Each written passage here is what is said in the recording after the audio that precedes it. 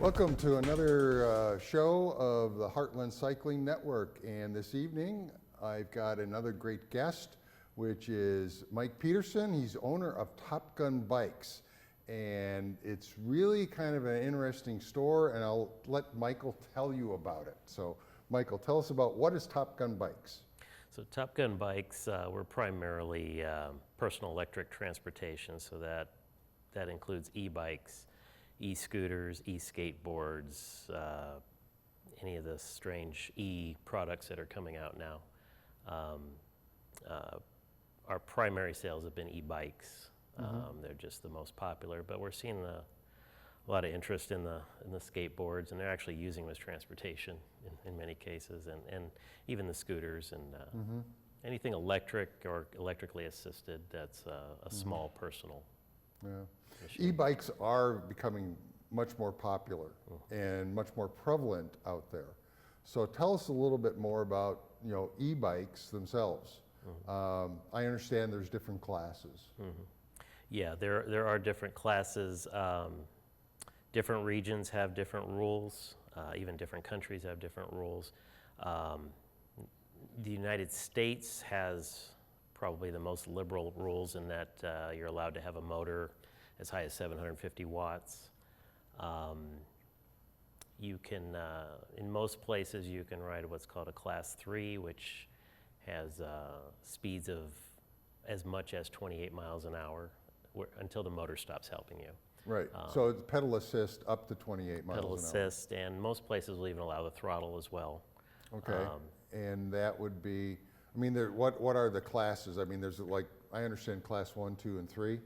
So can you define those? Class 1 will have no throttle whatsoever. It's pedal assist only. There can't be a throttle on the bike. The motor is going to stop helping you at 20 miles an hour. It's a very, it's meant to be an assist only. Probably more appropriate for folks who are, leisure riding and that sort of thing. A Class 2, you can have a throttle on that. Your speed limit's going to be 25 on that before it stops helping you.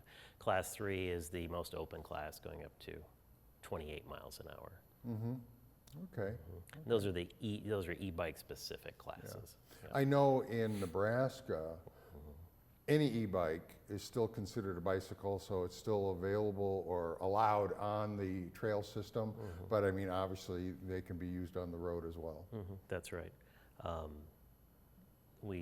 My customers that often ask about that, and we recommend that any bicycle really, that they ride on the road and avoid sidewalks. They tend to be more dangerous than people think. Right, yeah. And to be careful on the trails and not be, they're going to ruin it for everyone if they are abusing that, going too fast and that sort of thing. Okay, so like e-bike, you say it's got a motor. Obviously it has to have a power supply. How long do those things kind of last as far as going on to, if they go on a ride?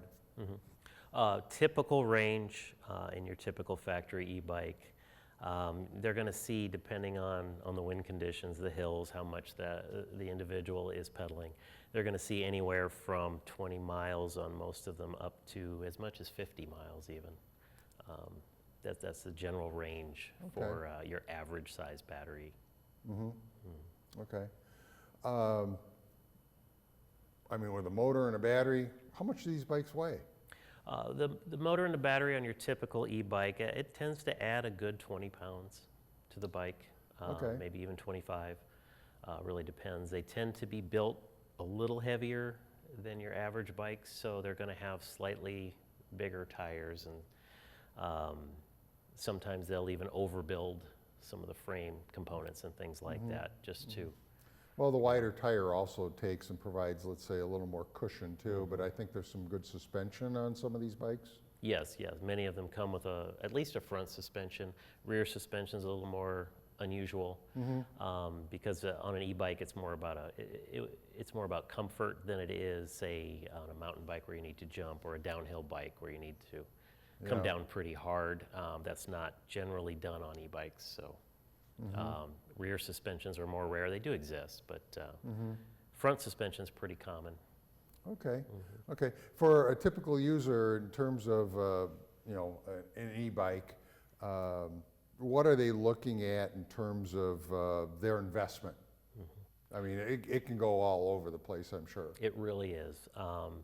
You can find very entry-level bikes on some of your online mass retailers and things for, even $300 or $400. And they can really, sky's the limit on the upper end. Some custom bikes can reach 20,000. So it's really all over the place. Your average consumer electric bike, not a custom, but just a factory bike, most people are going to find what they need for, $1,500. So would that describe sort of what Top Gun actually offers in terms of types of bikes? So Top Gun, we try to offer, seeing as how e-bikes are still not prevalent here, the whole range as much as we can. We try not to have anything, say, down at $400. Most of those are, I wouldn't plug one of those batteries in my house. Yeah. They tend to be, they have some problems. Yeah. That's too inexpensive. Really, the battery itself should cost that. Yeah, yeah. But we have a product that starts around $700, and then we have factory options up to, say, $3,000 or $4,000. And then from there on, we do conversions, and we also have custom bikes for people who need something that you can't really buy from a factory. So. Okay. And what would you say is a reason for a custom bike? What would they be looking for? So if it's a conversion, it might be a favorite bike that maybe due to an injury or ailment, a person, they want to keep it, it's comfortable, they've put a lot into it, they love it, but they really need the help. And generally those folks will get a smaller system that's really just going to help them on the hills. Okay, so in other words, if I have a bike already and I love it, that's right, and I want to convert it to an e-bike, you can do that. That's right, yeah. Very nice. Most any bike can be converted. Most any bike. Okay. That's right. Most anything with wheels Okay. can be converted. Okay. So, yeah. All right. Well, obviously you sell more than just bikes, because you mentioned scooters, and they're becoming a little bit more popular. I know there's the scooter program that Omaha is now allowing, but your scooters are a little different than those that you would typically rent. We try to stay away from, there's a reason the rental scooters are built the way they are, is because they have to take a tremendous amount of abuse, being just tossed down on the sidewalk, and they're not, the riders aren't going to take care of them, of course. So those are built the way they are for good reasons, and they're a little slower, again, to prevent accidents. These are people who don't necessarily own scooters, aren't proficient in their use, so they have to be built the way they are, and I understand the way they are. We try to carry a little better, or I should say a little better experience in a scooter, where we'll have inflatable tires and disc brakes and a little higher speeds. This is somebody who's going to own the scooter. They're going to be a little more proficient with it. It's aimed at transportation. I was going to say, it's more of a device for transportation. Exactly. I mean, it? we even have luggage racks on our scooters and things like that. So okay. Lights, it's meant to be used for more than just a couple blocks. It's for someone who wants to use it a lot. Okay, okay.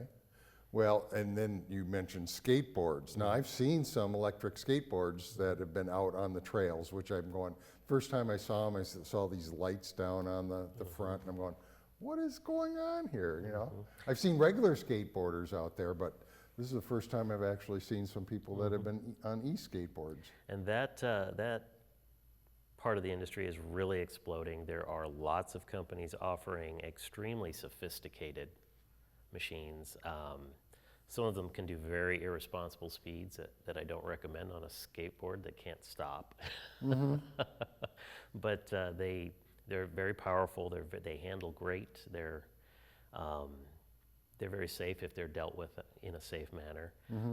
And they're giving people more options. They have off-road wheels on them now, so you can cross grass or gravel or whatever. Okay. Some people are actually using them as, say, college transportation or things like that, or maybe small town transportation. They'll cruise along at 25 miles an hour, and wow. They handle rough roads, and they're becoming a practical option for those who like to skateboard. Okay, okay, that's interesting. I guess I could not see myself on a skateboard going 25 miles an hour, at least at my age. I mean, when I was younger, I could probably handle that. Yeah. But Me neither. I'm not doing it either. Yeah, yeah. So that's interesting. I know that you personally do not really own a car. Is that correct? That's correct. Yeah. So what is your main form of transportation? My main form is I keep 2 custom e-bikes. I have the luxury of having bikes that are specific to my needs. So in the wintertime, I use a large e-bike that has 2 front wheels, making it safe in ice and snow conditions. I have them set up for Nebraska moped laws, so they'll do 30 miles an hour safely. I wear a helmet, I follow all the traffic rules, and I have my driver's license with me, and I stay off the paths and the sidewalks. That's all part of the deal with a moped. Okay, yeah, explain that about mopeds. I mean, some people may think, well, a moped, I sort of remember that as something that you may pedal a little bit the crank to get it started, but then you're running, a motor, a gas motor. Well, you don't deal in gas motors. That's right. So basically the bare rules for mopeds, 30 miles an hour maximum speed, unless you're going downhill, of course. You must wear a DOT approved helmet. You have to have a driver's license, Nebraska driver's license with you. And you follow all the traffic rules as if you're a car or a motorcycle. And you stay off of paths and trails. The beauty of electricity instead of a gas machine is that you can simply program in how you want it to behave. My personal bikes, if I were to be on private property, will go faster than 30 miles an hour, but I have them electronically capped at 30 miles an hour so I don't break the law. And I mean, frankly, on the road, it's not really safe to go faster than that on a machine that's not designed to. So, I'm perfectly happy with 30 miles an hour. Okay. That's interesting. And the other thing about mopeds, at least in Nebraska, you don't have to have them licensed as a vehicle? That is correct. No license, no insurance. Okay. The only thing official on you, you have to have your driver's license on you. But no licensing whatsoever, no motorcycle license or anything like that. So as long as you obey all those criteria. So that's something that you actually sell too, if somebody would take and want an e-bike. I mean, you brought in your bike for the show, but you would take and actually customize one of those bikes into a moped for a customer? That's correct, yes. Yeah. And the other thing about the mopeds that you have is that you have multiple gears. That's correct. So there's a little difference than, let's say, the standard moped that I recall just was a single what do they call it, a fixie, if you want to call it. That's right. You didn't have multiple gears on that thing. Right. At least personally, I prefer, a single speed will work. I prefer to have the multiple gears. I like having the redundancy. If I run out of battery or I have an electrical problem, I have a gear range that'll still allow me to ride the bike and get home. It'll be slow because it's heavy, but I can get home. Yeah. And I really like that. I also like being able to help the motor, whether it be from takeoff or on a steep hill. I like being able to shift into a... What's the range on something like what you're currently riding? As far as distance? This one has a very large battery pack on it. It'll do about 75 miles if you're conservative with it. Okay, and you've got different levels of power assist or whatever you want to call it. That's right? correct, right. And you can choose that. This is a custom bike, so it has an extreme amount of adjustability. I can adjust for anything, really. I can adjust the speed, I can adjust the power with just a few buttons. And I have a level of adjustability that you don't normally find on a consumer level factory bike. Okay. Well, that's all very interesting. I know I've come into your shop a couple of times, and the variety of bikes and scooters, and I've seen these skateboards with a huge wheel on them. I don't know, what do you call those? It's called the One Wheel. One wheel, okay. It's very innovative in that, well, two reasons. One is it handles extremely tight and sharp. If someone who's proficient at it can really be amazing on them. They're neat to watch. And also, you don't need a remote control like you do on a typical electric skateboard. Okay. It responds to leaning forward or leaning backwards. Right. So it's very innovative the way they design the machine. Okay, okay. Yeah, I've seen those once in a while out in the trails too. And that's one of the things about the city of Omaha. They have opened that up. They used to say any motorized device was not permitted, although the exception was e-bikes. E-bikes were still allowed, but they just changed the rules recently, and scooters and some of these other devices are now perfectly fine to be on the trails, although I've seen them before too. It's not that people may not even have known that they couldn't be riding or shouldn't have been riding on those. So. So outside of that, where's your shop actually located? Tell us a So little bit about our that. shop is in West Omaha. It's about 120th and West Center Road. We have a nice space where folks can test ride bikes safely. We have an empty lot at the back of the building where folks can take them out and get used to them. I really wanted that for here in Omaha. I wanted people to be able to come in, ask the questions, and then actually take it for a ride and see if it works for them. And that's been really effective. That it's really needed. Well, how long have you had your store? I mean, in doing this? So the business is about 10 years old. It was primarily online, and primarily the custom bikes were really the main focus. I took over the business a couple years ago, and I knew that I wanted to go in a new direction, really get everybody on a bike, different skill levels and even health levels and things like that. And I knew that it being the Midwest, where it's still new here relative to other places. So I knew there had to be a showroom. I knew there had to be a place where people could come and actually lay hands on them, ride them. Because if it was always just online, a lot of people aren't going to take the risk. It's a $1,500. Well, yeah, you have a pretty purchase. good investment. Right. Yeah.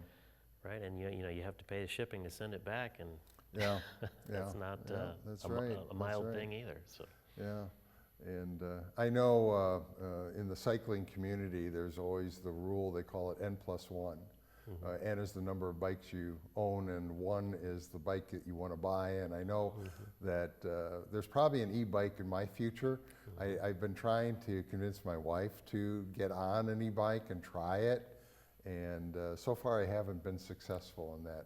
But I certainly do want to try and get her on one, just because I think for certain people that think, riding a bike, one, she doesn't like to ride with me anyhow, okay? Because she knows that I can go 15, 20 miles an hour on my road bike when I'm out riding. And I'll go out for a couple hours, and for me, a ride is 25 miles. I mean, that's where I feel comfortable at, and then I can come home. Well, she doesn't want to do that. Sure. So I said, well, you can, let's get an e-bike for you. And that way you don't have to worry about the hills either, because you say you don't like going up and down the hills because of the, extra effort it goes. And I think that's where e-bikes really come into play. And I know with the clubs that I'm part of, there's several members that have and use e-bikes. And it's just there to give them that little assistance so that they can enjoy being outdoors and riding with other people again. We recently sold a bike. It was actually an adult trike, and it was a full size one. It was for an adolescent boy who, he was 6'2", I think. He was a good size, so it had to be a full size adult trike, and we adapted a motor system to it. I don't remember. I don't know if it was MS or something similar. He had mobility, but his sisters, they would leave him in the dust. when they would try to go out riding, and then he had some balance issues. So the trike really gave him the ability to ride, and then the motor gives him the ability to keep up with his sisters. And though I suspect, having seen him ride it, that he probably likes to get out ahead of his sisters too. But Okay. But Well, it- and that brings up a good point, is that not all bicycles have two wheels. it's true. Of course, bi means two, but there are tricycles out there. And I think I've even seen quadcycles. I mean, they're four-wheel devices. I mean, are you into that as well? Is that something that you can provide if need be? Yes, as a matter of fact, my winter bike is actually a tricycle. It's not a bicycle, but it has the two wheels in the front instead of the rear. The and green machine. The green machine, Yeah. yes, and it. I regularly ride through blizzards, and I get around better than cars do. I often pass cars that are. Is that having front-wheel trouble. drive or rear-wheel? It has a motor in the rear. It could Okay. be front as well, Okay. but Okay, this because one- I'm just saying that you've got the two big wheels. I know they're fat tires, so I mean, they're about 4 inches in diameter, width. yeah, they're close to 5 inches wide each. Okay, you got 4 So I inches. get that flotation over snow. They don't dig in and go down to the pavement. I actually kind of float over snow. Oh, okay. And the front end is very safe. I feel extremely safe. I feel safer than in a car in Okay. bad conditions on that Very cool. particular bike. That's very nice, yeah. So is there anything that I should have asked that I haven't asked you? There are, and we try to have a range. There's a range of uses. We've been thinking a lot about the delivery folks because there's so many of them now, and their main expense is their vehicle. There are things called cargo bikes. Electric cargo bikes are great. You can load them up with, I see people deliver, from grocery stores and things like that with little compact cars, trying to keep their gas prices down and things like that, where something like an electric cargo bike, they can carry just as much, but they might spend 20 cents a day instead of the gas and the expenses for a vehicle. And I know that with, since what's happened in the world, we have, deliveries have gotten really big. There's a lot of delivery drivers, so now they don't have to cover as wide an area. So they don't have to worry about getting on an interstate or anything like that. And the ranges are like 50, 75 miles Right. too, and Exactly. how long does it take to recharge a battery? Your typical factory bike, they have very slow speed chargers for them, so they'll take about 5 or 6 hours, but that can be upgraded to make that faster. I mean, Okay. there's even some solar options now. Okay, so. does that, what's the longevity of a battery? How often do you have to replace those? A battery that's well taken care of, I've had people 5, 6, 7 years. Okay, And by taking care of, don't let it freeze. Don't store it empty. Don't store it totally full. That's really the main things. Otherwise, you can top them off. They don't have a memory. You can top off a charge whenever you want. You're not going to hurt it. okay, that's very cool, very nice. Anything else about e-bikes that people might like to know? Well, they take away a lot of the negatives of bike riding. That's really something that drew me to them, besides the fact that I knew I was going to be using a bike for transportation. Depending on the area, I get around as fast as as vehicle traffic.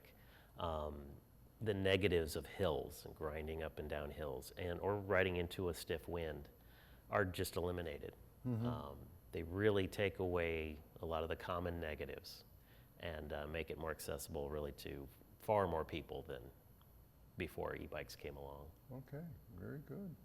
Well, I encourage our viewers to consider looking at Top Gun bikes and e-bikes in general, because it does offer a whole new world for people that either used to ride and don't ride anymore for a variety of reasons, balance reasons or what have you, or the fact that they just don't feel that they've got the energy anymore, and the e-bike can provide that little oomph. And Top Gun bikes has scooters and other devices as well, so it's certainly worthwhile going over there to take and look and see what they have to offer. So that's it for today's show, and I'd like to take and remind everybody to just pedal on.